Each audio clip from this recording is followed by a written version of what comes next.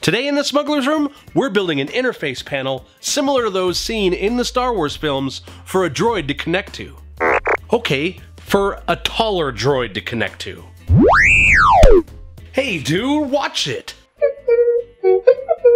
You're just mad because if I put it at your height, it'd only be 12 inches off the ground. That's coming up.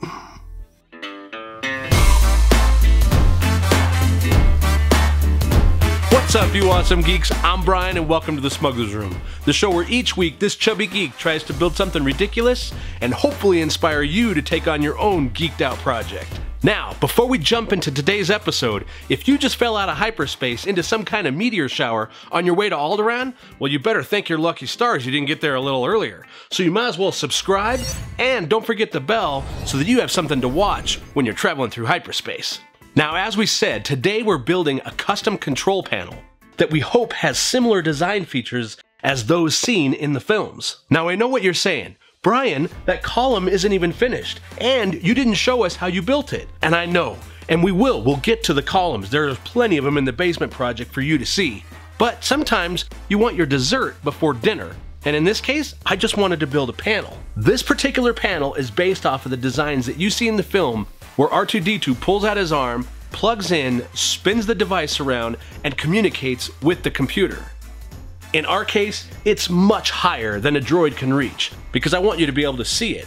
As I mentioned before, if we put it at Lefty's height, it would be pretty short and you'd never notice the panel.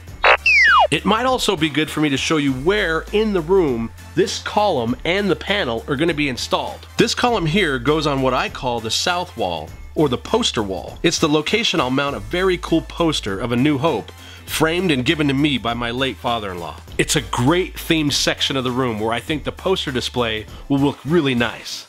Alright, so that's enough talk. I think it's time to get to work, don't you think? We're starting out with some excellently laser-cut MDF pieces, courtesy of Greg from the What a Piece of Junk YouTube channel. These are just fantastic. Then the Simply Limeade lid, one of my favorites, a lens from an old camera found on eBay, a plexiglass laser-cut droid socket design, 4 small plexi tiles, and then a few greeblies that I've saved over the years from some old electronics.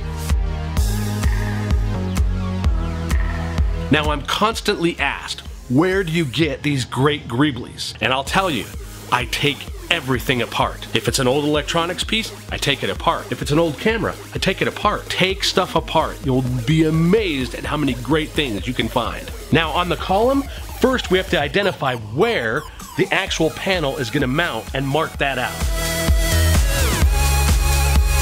Then we have to prime and paint the base layer of the panel. I also wanted to have some contrasting colors with some silver, so we masked out a section, peeled that away, and then sprayed that with some metallic Krylon spray paint.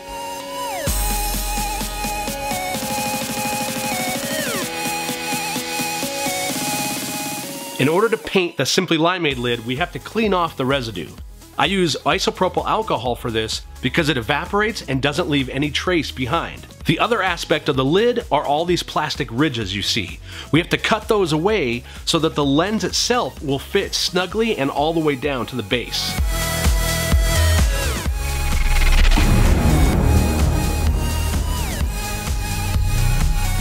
I wanted to airbrush the socket with a really cool copper color, but I quickly realized that I needed to thin this out with alcohol designed for the airbrush paints. You want it to be about the consistency of milk. That way you don't get any splattering or any hiccups in the paint and it comes out nice and smooth. The laser cut frame had a bunch of small holes all around the perimeter that were screaming to have some kind of bolt in place. So I took a bunch of hex bolts that I stripped out of taking apart an old computer tower. They're pretty unrecognizable, they're small, and they fit really nicely into all of those holes after a little drilling.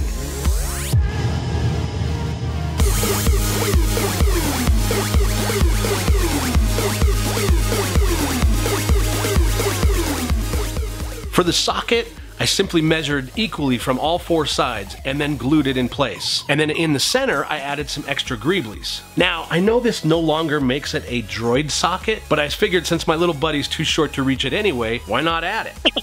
Hey man, I thought that'd make you feel better. I needed to diffuse the light a little better on the 4 small panels on the side. So I took some sandpaper to the back of the plexis, and that helped to spread the light and not have quite so much a hot spot. Now, the way they're mounted in there, it's still pretty hot and it doesn't equally distribute, but we might be able to fix that later.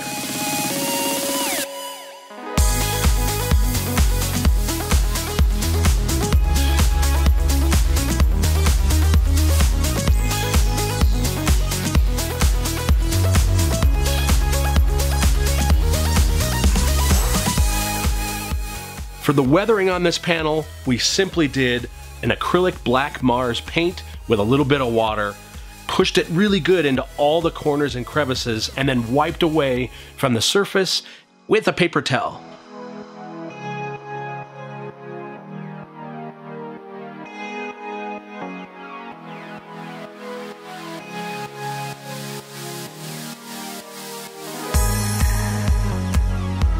I have absolutely no plans for any part of the Smuggler's Room project to be clean. We're going for a used universe here, so everything is going to be filthy. Sorry, Mom. Now, as far as LEDs, nothing brings a prop to life more than a little lighting. And in this case, it's very simple. We went with 4 3mm LEDs with a white hot color. This setup is super simple. It's the LED, a resistor for the positive lead, and then a ground for the negative lead. We also used a barrier strip to land all the wires. It's just a small strip where each wire can land at a screw terminal.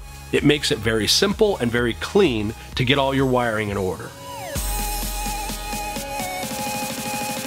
Now, we mounted up everything inside the column, and when we do the final assembly, we'll seal both sides so that you can't see all the wiring and the terminals inside the column. To power these LEDs for now, they're wired up to a 9-volt battery. But when we do the final installation of the entire wall, these LEDs will get wired back to a central Arduino board. That way, this, along with the rest of the wall display, can get some animation and some programming. But for today, I just wanted you to see how they would be illuminated.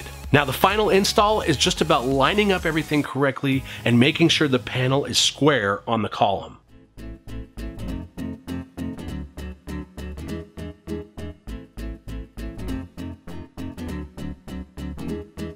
We also needed to install our lid and lens, so that's marked out in the center, and I also added a cool little greebly bolt to anchor it into the column. Since you can walk up and look into the lens, I wanted something interesting behind it, so multi-purpose and interesting.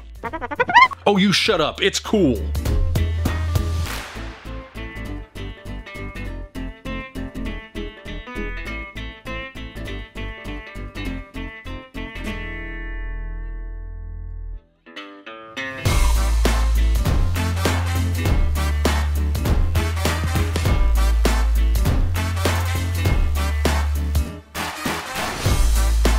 So as you can see, we're getting a lot closer to getting installation stuff happening in the basement. In the coming weeks and months, you're gonna see the entire south wall project come together, as well as our vintage action figure display that I'm super excited about. So we hope you enjoyed today's episode. I'm glad to be back with you. It's 2019. I hope to see you here next time. And until then, keep building something out of nothing.